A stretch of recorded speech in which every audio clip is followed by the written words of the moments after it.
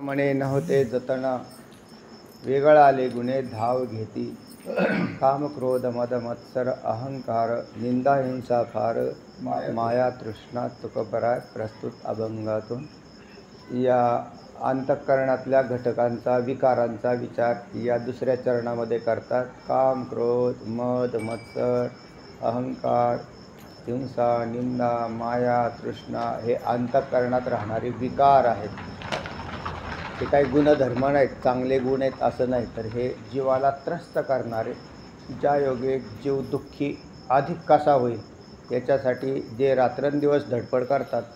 तर त्याच्यातले काम क्रोध मद मत्सर हे सगळे जे आहेत हे सगळे विकार आहेत.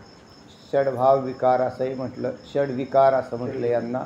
काम क्रोध मद मत्सर दंभ अहंकार, मद मत्सर दंभ अहंकार, त्याच्यात एक दर्प असा टाकलेला आहे आणखीन. तर ते यांना षडभाव आपले विकार असं म्हटले, अंतःकरणातले हे विकार.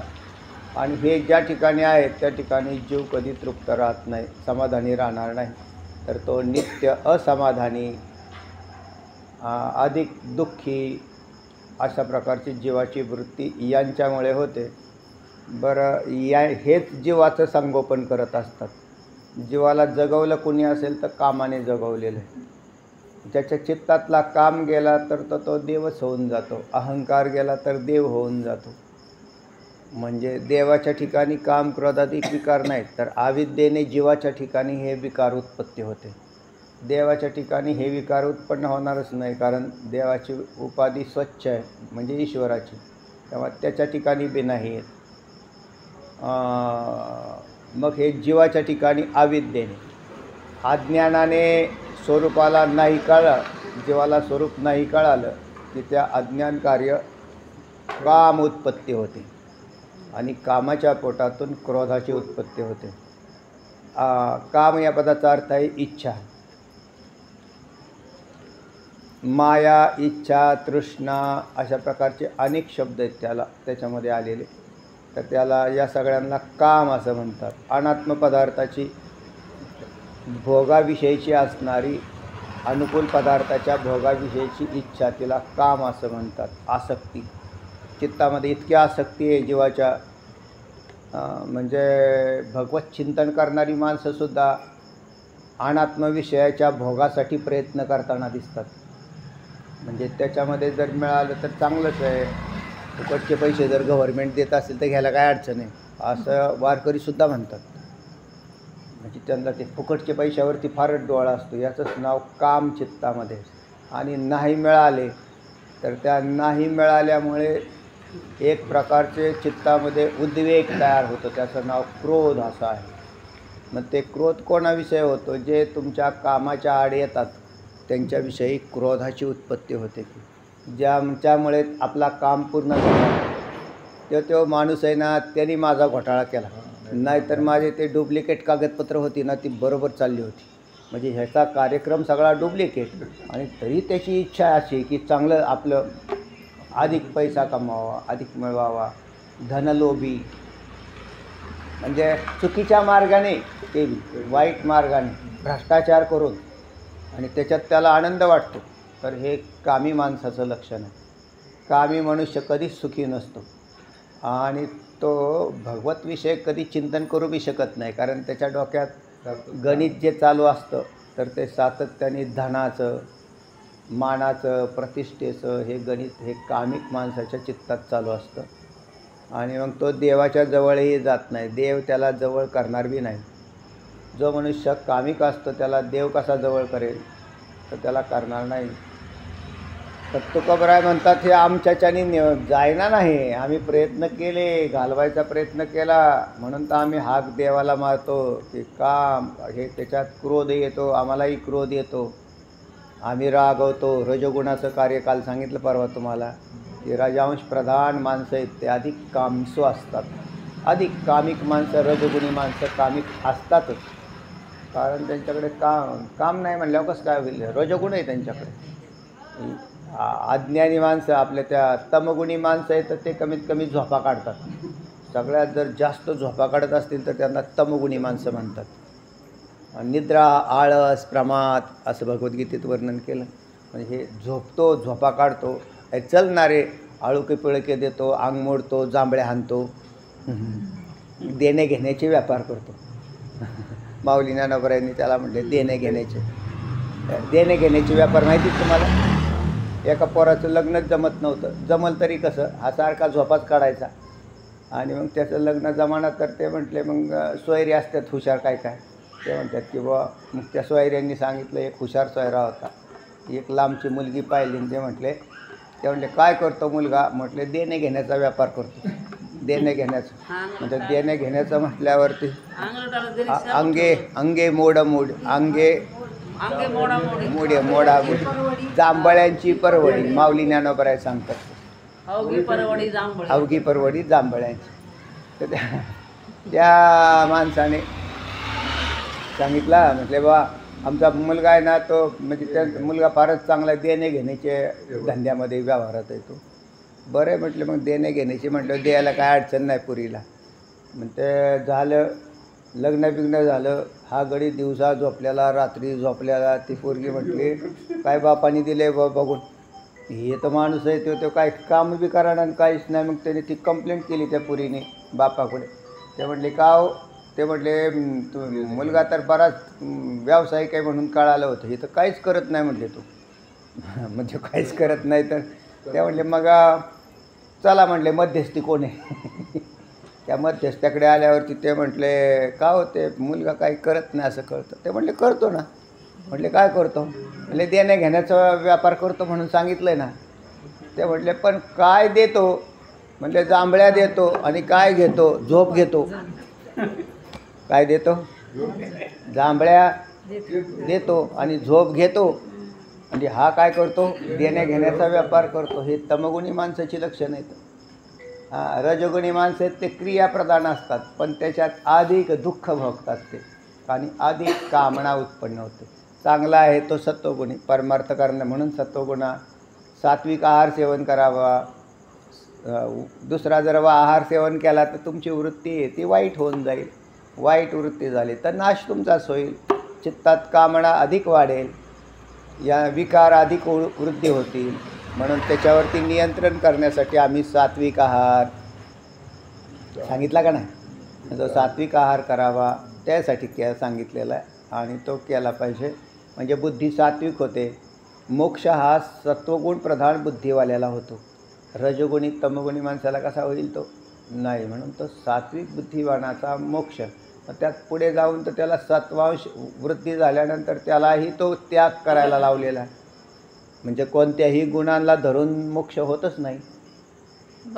पण सुरुवात तर चांगली सुरुवात सत्वगुणात होईल, खालच्या गुणात होतच नाही. तर तेव्हा अशा प्रकाराने आमच्याकडं आमच्या चित्तातले काम क्रोध हे नष्ट होत नाहीत देवा. तेव्हा तुम्ही आमच्या याच्यात काहीतरी करा, म्हणजे आम्हाला सहकार्य करा चित्तातल्या. आता तुमचं सहकार्य काय नाही, तुम्ही आमच्या चित्तात आला तर हे काम क्रोध राहणार नाहीत, हे पळून जातील. काम क्रोध मद म्हणजे उन्मत्तपणा, त्याला मद असं म्हणतात. तारुण्याच्या मध्ये सदा मुसमुसीन धुळी जैसा. तारुण्याच्या मध्ये सदा मुसमुसीन धुळी जायचा असं तिथं म्हटलं. तारुण्याच्या मदामध्ये उन्मत्तपणा, मध्ये या पदाचा अर्थ आहे उन्मत्त. तरुणपणामध्ये माणसं हे त्याला काय होतं, असं तसं मी असा करतो मी तसा करतो, तो उन्मत्त असतो. म्हणजे त्याच्यात हे उन्मत्तपणा तयार होतो. आणि हा उन्मत्तपणा हाही परमार्थाचा घातक आहे. देवाच्या जवळ नाही जात तो मनुष्य. म्हणून ज्याच्याजवळ अशा प्रकारचा उन्मत्तपणा आलेला असतो तोही देवाच्या जवळ जात नाही.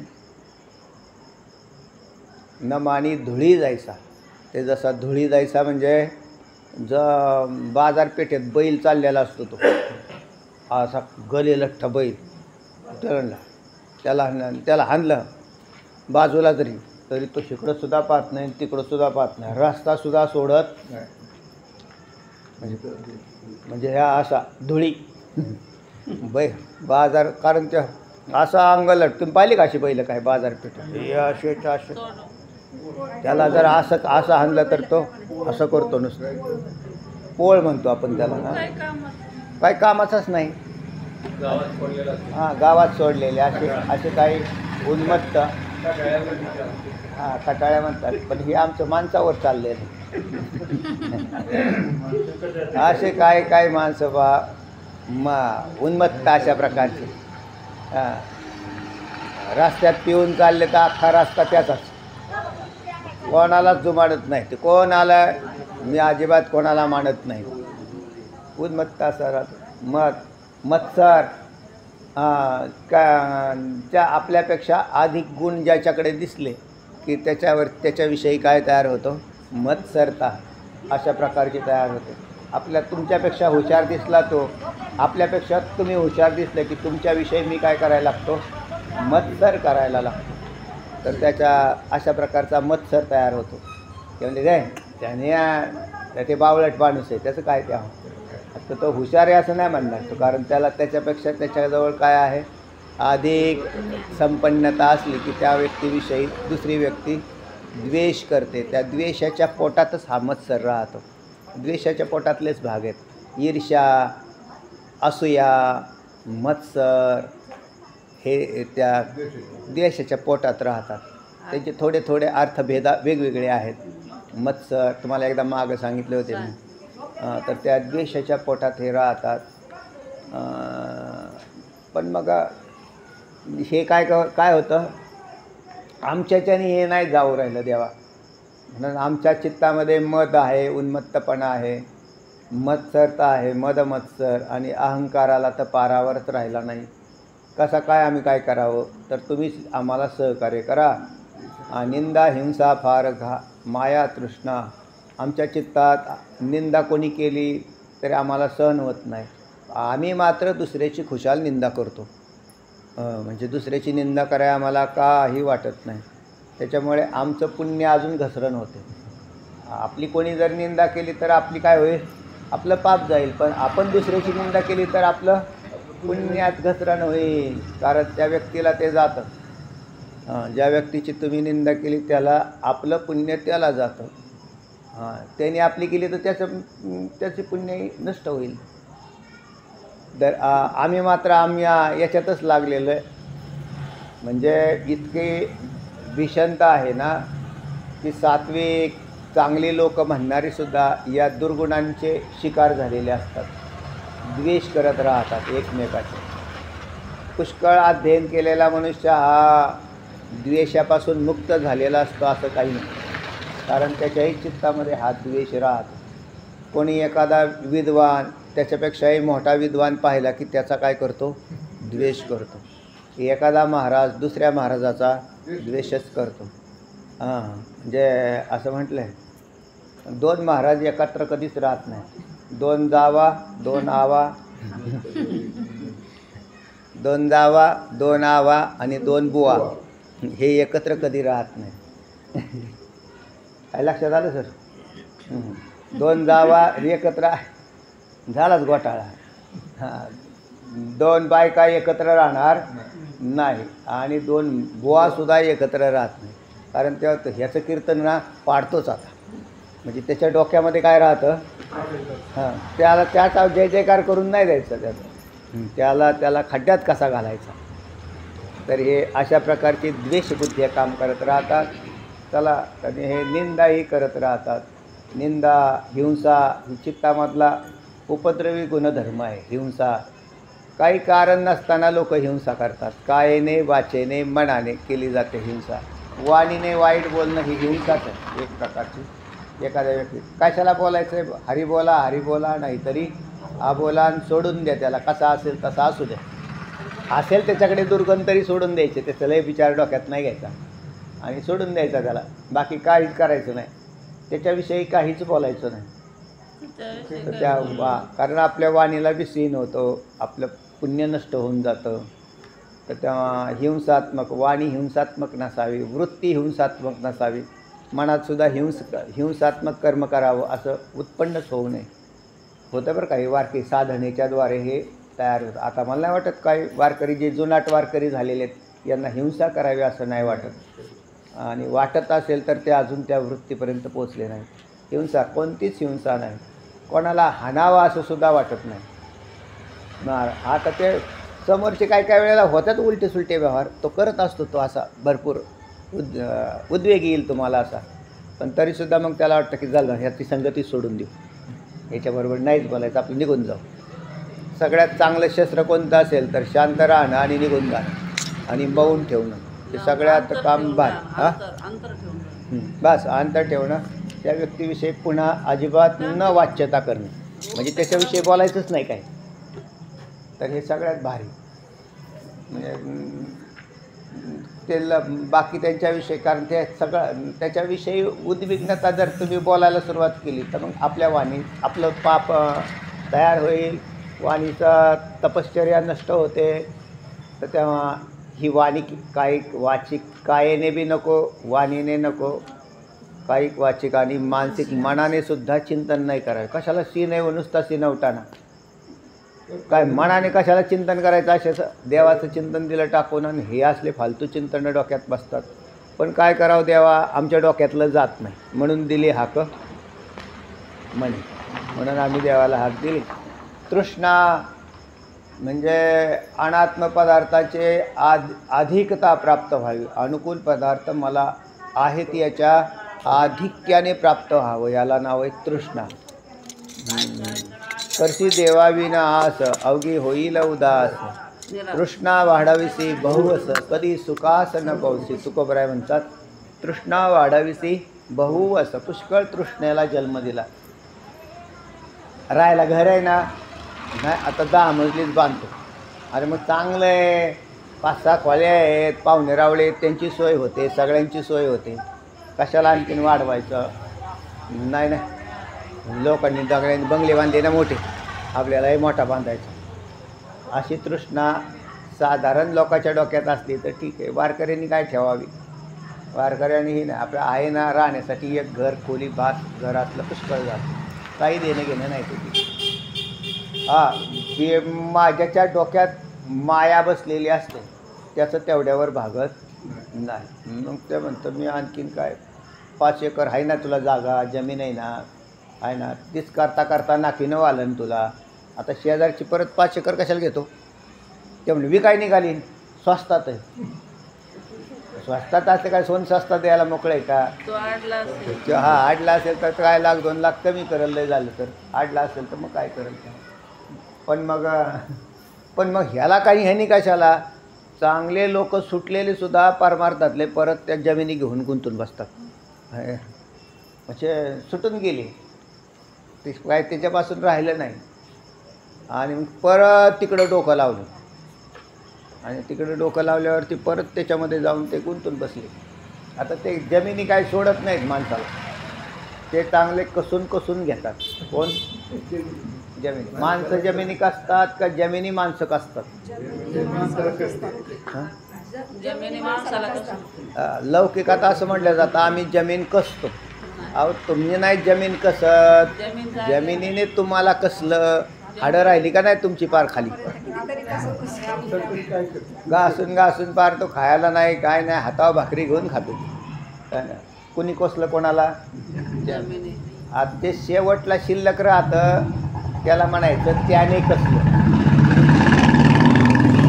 आपले सगळे पूर्वज गेले का नाही हो कसून कसून, जमीन कसून कसून आपले पूर्वज मेले, जमिनी तिथंच आहेत. नवीन पिढ्या आल्या ते म्हणजे आता आम्ही कसतो. कसा, जमीन म्हणते कसा, आणि शेवटी मीच शिल्लक राहील, तुम्ही जाता. तर तेव्हा असा प्रकार राहिला. काय तृष्णा, काय त्या तृष्णेला मापच नाही. आहे याच्यात पोट भरत नाही, याचं नाव तृष्णा. आता आहेत ना जेवढे आत्ता बी जेवढे आपल्याजवळ संपत्ती आहे प्रारब्धजन्य, प्रत्येक व्यक्तीच्या जीवनात वेगवेगळे, त्याच्यावरती समाधानी राहावं का नाही. त्याला वाटतं नाही व आता माझ्याजवळ, म्हणजे ज्याच्याकडे चांगले पैसे आहेत त्यालाही वाटतं 5 कोटी तो, म्हणजे 5 कोटीत आता ना 10 कोटी करतो त्याची काय तृष्णा. वाढविसी बहुवस कधी सुखास न पवसी. आणि माया म्हणजे सगळ्या धनदारा पुत्रजन, सगळ्यांच्यावर अति प्रेम प्रीती करून राहणारा.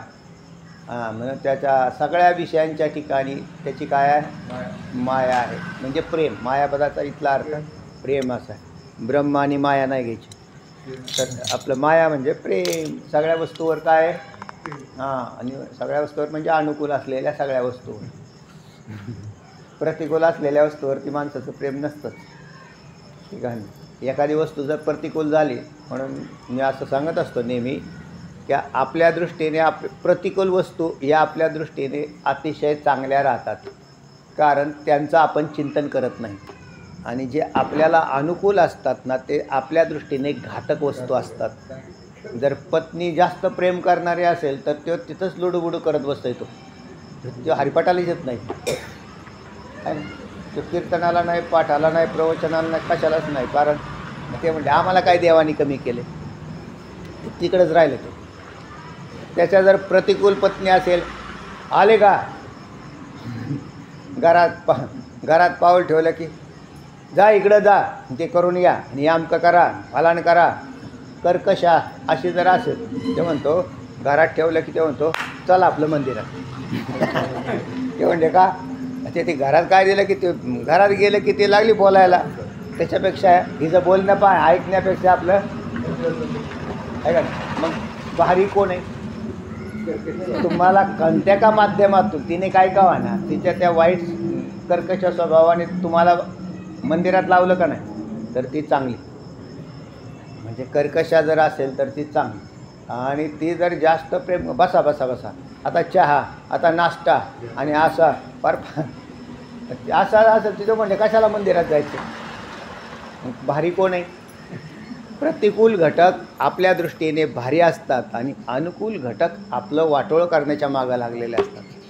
हां, म्हणून बरे झाले देवा बाईल कर्कशा, बरी ही दुर्दशा जनामध्ये. तुकोबराय म्हणतात त्यांची पत्नी होती जिजाई, ती अशीच कर्कशा होती.